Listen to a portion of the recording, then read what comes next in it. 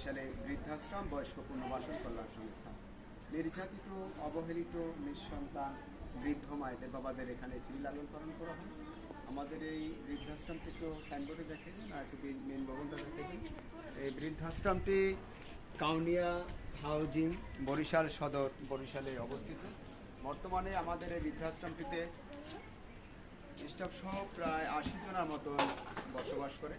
আমরা এই সমস্ত অবহেলিত বৃদ্ধদেরকে ফ্রি লালন পালন করি, অর্থাৎ আল্লাহর হস্তে মানুষই আমাদের এখানে আল্লাহর হস্তে কিছু সাহায্য সহযোগিতা দেয়, আর এইগুলো দিয়েই আমরা এই অসহায় বৃদ্ধদেরকে আমরা রান্না করে খাওয়াই। আজকে এই গতকালকে রাত্রে আমাকে ভাই উনি বাইরে থেকে, বাংলাদেশের বাইরে থাকে, ফোনে SMS দিয়ে জানানো হয়েছিল যে ওনার এক বোন অসুস্থ হাসপাতালে।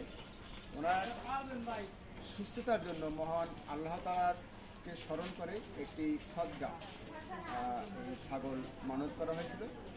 তাই সেই উদ্দেশ্যে আমি ছাগলটি ক্রয় করে নিয়ে এসে আজকে এখনই জবাই করে মুরব্বীদের দুপুরবেলা খাবার ব্যবস্থা করব।